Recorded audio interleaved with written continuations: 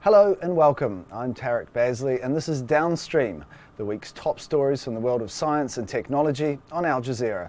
This week, we visit China's toxic farmlands, where yields are down, cancer rates are high, and the finger of blame is being pointed at heavy industry. Up in the Peruvian Andes, we see firsthand the effects of climate change. And Science for All, we visit an initiative to bring science learning to India's poorest children. But first, let's start with a space story, and this week's launch by the Japanese Space Agency of its Hayabusa 2 mission. It's a spacecraft which will spend the next 2.5 years chasing an asteroid.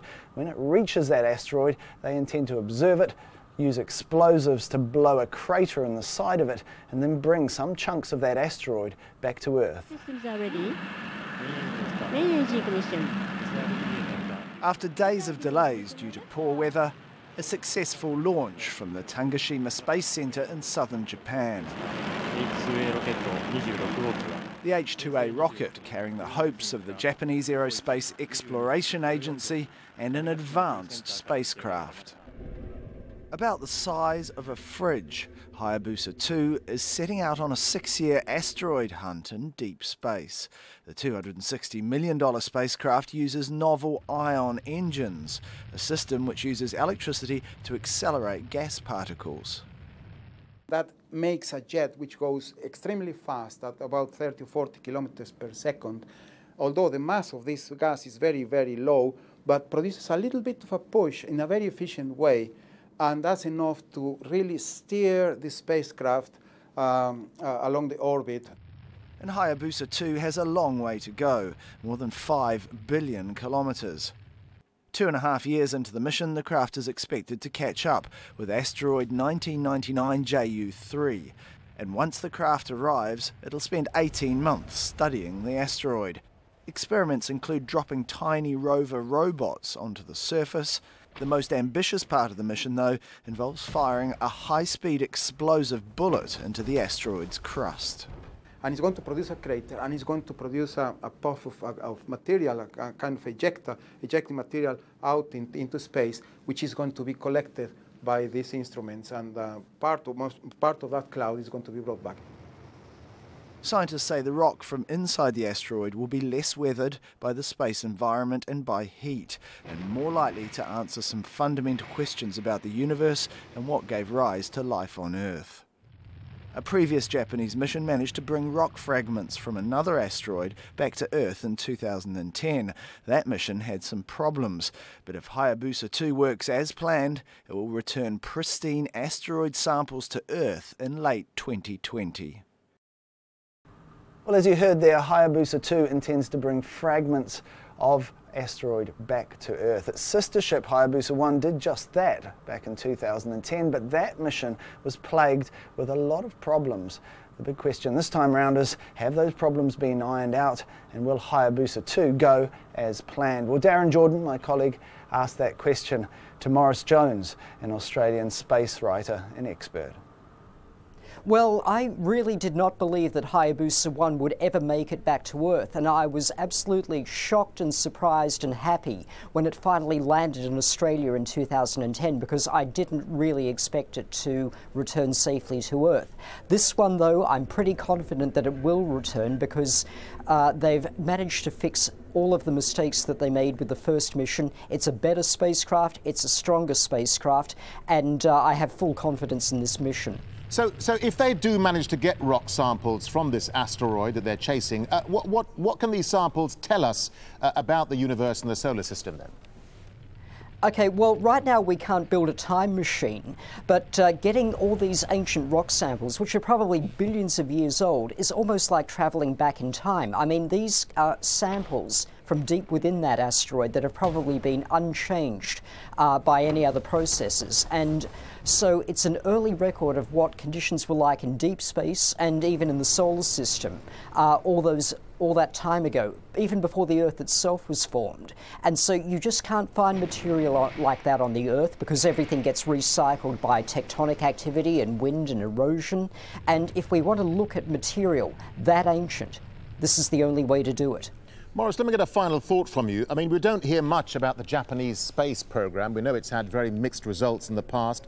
How ambitious is it, and what's their long-term goal? What do they want to achieve here? Well, it's very hard to get a fix on what Japan really wants to do with its space program in the long term. They have excellent rockets, they have wonderful technology, but my big criticism of the Japanese space program has always been that they don't seem to have coherence or an overall long-term goal for what they're doing in terms of exploration or science and technology. It comes in fits and starts, and I think they need coherence. We don't know where they're going to be in 10 years' time, but they do have the potential to do some very great things if they can work themselves out. Well, from Japan and space to an altogether more down-to-earth story in China. Our team in Beijing's been investigating soil contamination in China's largest rice-growing region. The farmers are blaming factories that have moved into the area. From Hunan province, here's Adrian Brown. They used to harvest rice twice a year here, but now it only happens once, and that doesn't yield much. There's nothing in it, he says, of the dry husks. Like confetti, it blows away easily. Close to the village of Shinmin are the factories blamed for the pollution that environmentalists say have poisoned the landscape and damaged people's health. I do worry about my granddaughter's health. I heard the air and the water are not safe, and now we have found too much lead in her blood. Untreated waste from the factories that encircle this farmland leached into rivers and streams. The same water the farmers unknowingly used to irrigate their now bone-dry land. So how dangerous is this soil? We dug up samples and sent them to a Hong Kong laboratory to be tested, along with rice we bought in a local market, as well as samples drying at the roadside. The results showed high levels of the toxic metals chromium and cadmium. Both have cancer-causing potential. The rice purchased in the market produced the most alarming result. In the supermarket rice, the cadmium levels were 10 times higher than the limit set by the Chinese government. In the roadside rice, the cadmium levels were almost 6 times higher than allowed. The measurement for chromium, another toxic metal, was almost 4 times China's limit. Cadmium levels in 4 soil samples were between 22 and 130 times too high. There are signs China's government is becoming more open about the scale of soil pollution. A vice minister recently conceded that up to 20% of China's arable land is now contaminated. It is a sensitive issue, and so it wasn't long before local government officials arrived. They demanded we leave the area and refused to answer our questions. The villagers, though, were determined to have their say, accusing the authorities of ignoring the problem. Compensation is being offered by the government, along with measures to cleanse the land. That, though, could take years, while the damage to the children's health could last a lifetime. It's a worrying long-term situation there in China. And talking of worrying and long-term, it's that time of year again when governments, non-governmental organisations and activists come together to talk about climate change. This year's meeting is in Lima, the Peruvian capital. There's not meant to be much in the way of results from this meeting. That's supposed to happen at a big meeting, a big summit in Paris next year. But in Peru, the effects of climate change are being felt, particularly high in the Andes. Here's Nick Clark. Arguments and debates begin. We've come to see firsthand the impacts of climate change on this incredibly rich and diverse nation of Peru. It has ocean, it has rainforest, it has desert, and it has mountains. In fact, Peru is one of the worst affected countries in the world when it comes to climate change. And nowhere can you see that more clearly and more blatantly than places like this. Glaciers receding fast across the Andean mountain range. In fact, Peru boasts 70% of the world's tropical glaciers. They have all been retreating at increasing rates as time goes on. And we've been to visit another glacier. It's called the Pastoruri Glacier, which lies high above the town of Huaraz. For centuries, across the Peruvian Andes, people have relied on meltwater from the mountains. Here in Huaraz, a bustling centre an hour's flight from the capital, the markets are full of produce. But there's a problem. The mountain's water source is slowly disappearing. The rivers still run fast for now, but the glaciers that feed them are melting away. And this place, it was one of the most popular places for tourism in Peru. Benjamin Morales is a glaciologist. He remembers the Paso Ruri glacier in its heyday, when people even skied here. The glacier, it was one only glacier until all this way, until the houses. Stretched all the way down? Yeah, all the way down. We walk where once ice hundreds of meters deep lay. Now the glacier has receded all the way back to the face of the mountain. We are losing time because all the glacier that is going, the water of the glacier that is going to the sea. It is a stunning sight, but it's full of danger. New lagoons of melted ice are forming, increasing the threats of mudslides and flooding disasters. You know, they say that this glacier is melting at such an incredible rate that it could be gone altogether within 30 or 40 years. And across Peru, all the nation's tropical glaciers are disappearing at ever-increasing rates. And that's creating an enormous problem for those who rely on this as a water source. Down the mountain, the crops are ripening. Farmer Nicolas Leon runs a successful organic farm, but things are changing. Los cambios climáticos que está afectando hace después de 4 años. We've seen climate changes in the last 4 years. It's become much hotter and our soil dries out more quickly. There are cold winds from the mountains. Plants have less resistance due to climate change. Entonces hay poca resistencia en las plantas. Nicolas is working with the changes. He's built a reservoir so he can manage his water supply when the river runs low. Farmers across Peru have already had to start adapting to the effects of climate change. The future here and across the world, it seems, is a looming uncertainty. Well, to take this on, high up here in the Andes is glaciologist Cesar Portocarrero. Cesar, tell us a little bit more about just how serious the situation is for Peru's tropical glaciers. Really, glacier retreating is becoming a big problem for the country. In the last 40 years, we lost around 40% of our glaciers. And then it means that we are losing water for agriculture, for food, for drinking water, for hydropower. And also, by the other hand, we have problems with the hanging glaciers, which are the glaciers that are rising to the steep slopes. These glaciers produce avalanches over the big lakes and producing floods on the which downstream. Then flood towns and villages down the mountain. Yes, exactly. And one of the big floods was in 1941, destroying 1/3 of Huaraz city and killing around 2,000 people. Give us an idea of the rate of recession. In the 70s, the rate of recession was 7 meters per year. In the 80s was 20 meters. In the 90s was 24 meters, and since 2000 it was 25 meters. Then it's increasing the rate of the ablation and the recession in our mountains. But in the short term, why does it create a problem for water supply? Because you'd think that if there's more meltwater coming down the mountain, there's more water. Recently, there has been a study in 9 sub-basins of the Cordillera Blanca, and this study shows that in 7 sub-basins, the flow in the rivers are going down every day. Then it means that every day we have less water. Okay, we've got this big conference going on right now in Lima, thousands of delegates arguing over the way forward. What do you think should happen as far as Peru is concerned? Well, for the developing countries, it is important to work on the adaptation procedures. And adaptation means to work on the water management. And water management has to deal on the supply management and mainly in the demand management. Demand management means in the efficiency of the water use. And there's also a question of finance for poorer countries, isn't there?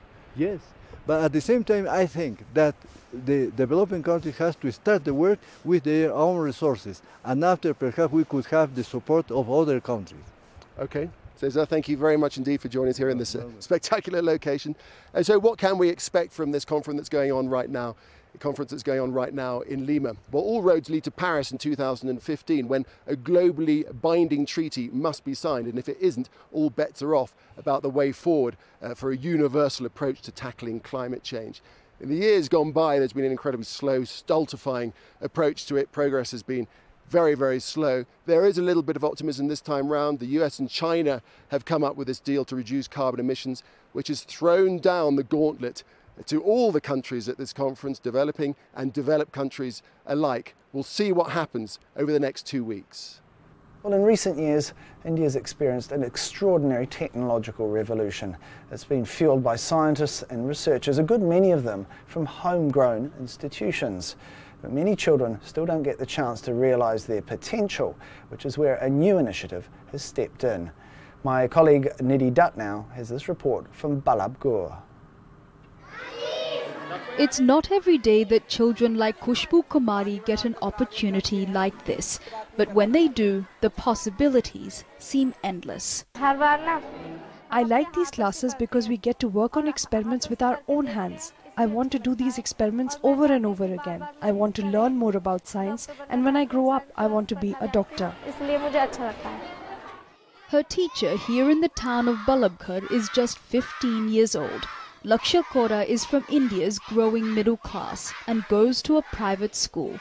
To help India's poorest children see and feel the world around them, he created the iCube Science Club, a not-for-profit mobile science initiative. We have labs and we can learn there, but they don't have an opportunity to do practicals, and that's how really you learn science. So far, more than 15,000 children in 120 schools in the northern state of Haryana have had the chance to see and do thanks to the iCube Science Club. Their teachers see a difference. If the students are more interested in science, they will be able to think more creatively. They will be successful in the future too. And this is good for the country. They are India's future scientists and doctors. But in a country where the standard of education often depends on who can afford it, these are distant dreams for many. The Indian government says science and innovation must be the building blocks of a modern, prosperous India.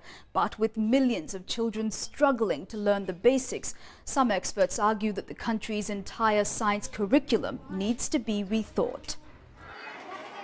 Which perhaps means doing away with a system that has long been based on memorizing textbooks. It doesn't have the elbow room for being able to ensure that the element of curiosity, the element of inquiry is really encouraged from an early age.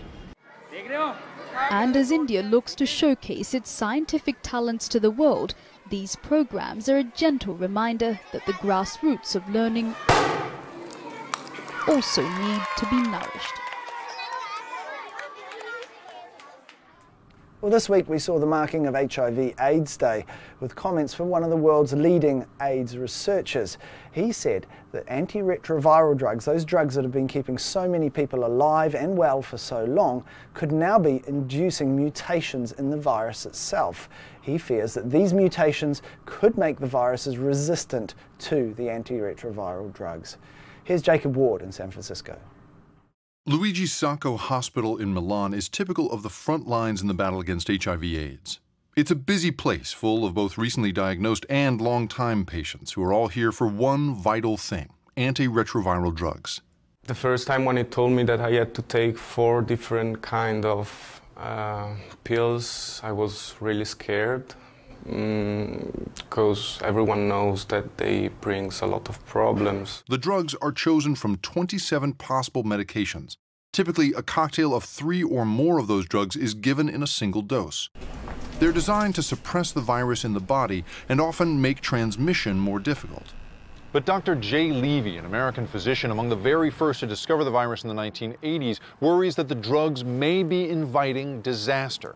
He believes that the unchecked use of antiretroviral drugs may help the virus to mutate into a resistant form, one that we cannot treat. I'm quite concerned that if we continue to advocate the use of the drugs in this country or in Europe, where they have the funds to do it, we may be breeding the eventual emergence of a multi-resistant virus that can come back and haunt us. Resistance can develop when patients have too little of a drug in their body an inconsistent amount, or only a single kind. This is why the drugs are typically given in large doses and in cocktails of 3 or more. Dr. Robert Schaefer studies drug-resistant viruses and says that most antiretroviral cocktails remain effective. In combination, these drugs maintain efficacy. So I think we're a long way off from the situation where HIV will become significantly more difficult to treat. But the Centers for Disease Control now reports that only 3 in 10 HIV-positive Americans has the virus under control. And in Milan, Jacopo's doctors say the outlook for developing new drugs is bleak. Now we are in a phase where we don't have a lot of upcoming drugs, so the pipelines of companies are pretty dry, and also the targets are different. Till this moment, drugs are working, hopefully. I'm afraid of the future, if someday maybe they will stop work, or they will bring me other problems, or, future is this thing that most scare me now. For the moment, the strategy is to medicate as many people as early in their infections as possible, essentially holding the virus off until someone finds a way to eradicate it. But that approach comes with risks, because eradication is something experts increasingly believe we're unlikely to see for decades. Well, this week, the world's best-selling video game console, PlayStation, turned 20. The first PlayStation was launched in Japan on the 3rd of December 1994. Other models followed, and together they've since sold more than 400 million units worldwide. The PlayStation brought new and powerful hardware, including new types of controllers and the ability to play CDs and DVDs to the market. Its 3D graphics, including a number of now iconic games, boosted its popularity further. And in recent years, it used the internet, virtual reality and so-called social gaming to revolutionize home entertainment. I got it for Christmas, and I had been so used to old school 2D, two-dimensional video games that adjusting to three-dimensional gameplay was pretty rough for me, and I didn't like it, and my parents ended up playing it more than I did. I think the internet is probably one of the biggest things to come to video games, essentially now with the fact that gamers aren't even going to the store and buying video games. A lot of these games are just stored on our hard drives. They're no longer discs that or cartridges rather, that we put into consoles. And now we're all much more social with playing online and sharing videos and sharing pictures of each other's gameplay, and with live streaming. It's all become much bigger than what it started. I would say, though, that there have been large-scale communities that have developed, and myself personally, I've met many people online and in game worlds that I've never met in reality, but I'm very happy I did, because they're great people, and now I communicate with them almost every day in video games. PlayStation essentially has made it more mainstream. Usually the gaming online communities connected through PC gaming and complicated hardware setups, but now everybody can do this and make friends and play socially online thanks to consoles, and they can play on their couch. And finally, the Nobel Prize-winning scientist James Watson has put up for auction and sold the medal he won for discovering the structure of the DNA double helix. A few years ago, the medal of his collaborator Francis Crick was sold for $2 million. A letter between the two of them sold for over $5 million. This time, the medal went up for sale at Christie's in New York and fetched $4.1 million. Well, that's all I have for you this week. If you enjoyed the video, please do share it and like it. You can actually get more on all these stories on our website, aljazeera.net. You can follow me on Twitter @Tarek Basley. Thanks for watching. Until next time, goodbye.